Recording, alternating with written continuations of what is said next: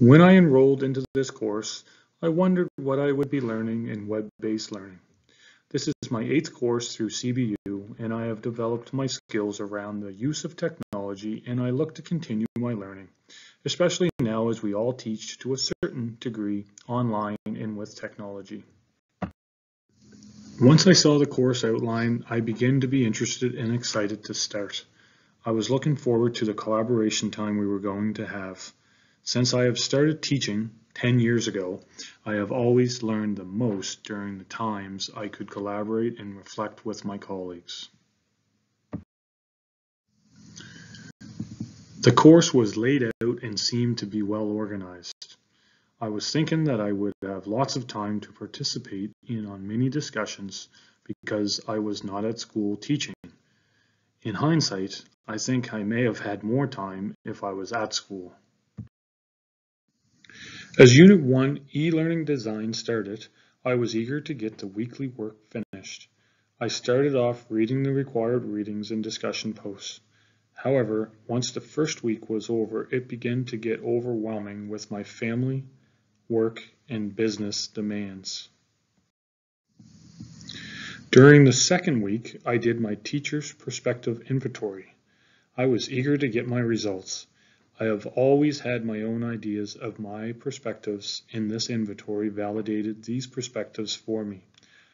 I scored high in the nurturing and apprenticeship. The discussions led to conversations regarding integrating technology into our classrooms. This is a fear of mine because I have a no cell phone policy in my shops. However, other classmates have given me different suggestions and ideas that may work for me in the shop. A flipped classroom may help me integrate technology in my courses. This would integrate technology into my course, but would help me not have technology in the shop. I think this method would be beneficial for the students and myself. However, some students are not able to use technology outside of the classroom. A classmate has suggested that I should evaluate my no cell phone policy because the flipped classroom will not be 100% doable for all students. So I have been brainstorming different ideas, and if students had an area in the shop where it would be safe to use their technology, they could watch the videos they didn't do at home. Unit 2, I had the time to reflect on a memorable technology activity. As a learner, I used Powtoon as a platform to do a video. This assignment made me step out of the box. I am thankful that I did because I used this platform many times since. Another thing that I did in my class is to make meaningful lessons. I feel like my courses are a little easier than others because my courses are actual trade courses and students can easily see the meaning behind the teaching. During this week, I started to fall behind as I was juggling my family, teaching from home, and running my lawn care business. I had to hire more staff so I would have more time to balance my life demands.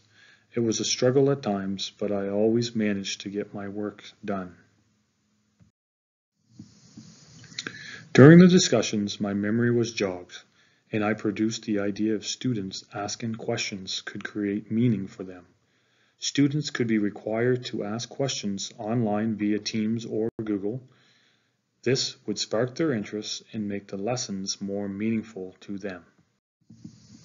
Unit 3, Activity Design. This unit interested me more than the first 2 units as I knew that discussions would be easier to create and develop.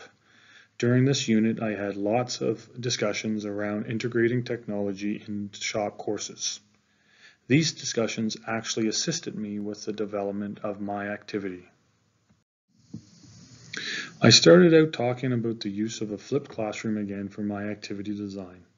But after discussions with classmates, I decided to change my activity to a carpentry activity doing a house design.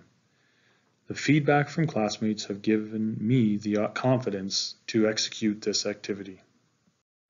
My activity main goals are to teach my students the process of building a new home. The activity will teach the students the cost of materials and the costs related to labor. The students will also be required to learn and use software to create their model of their dream home. Other ideas from collaborating with my classmates included using breakout rooms in class or with Google Hangouts. This is an idea that sparks my interest, and I look forward into trying it once we are back in class. I feel like student collaboration is an important skill to gain.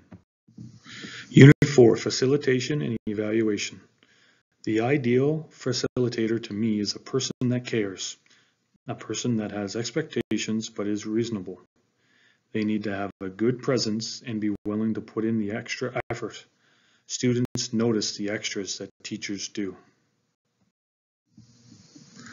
The structure and the clarity of a course will increase student participation and learning experiences.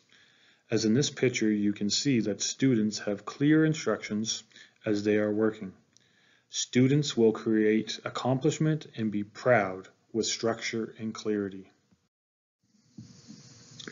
I enjoy doing my e-portfolio and having the chance to reflect on my learning over the past 7 weeks. I also am exploring using portfolios in my classroom as most of my students work at their own pace, so a portfolio could be used for me to keep track of their achievements. The end is near, and as I look back to what I have learned, once again, the collaboration with colleagues have triumphed my learning experiences. I look forward to trying new things with my classes, especially my activity design that was created during this course.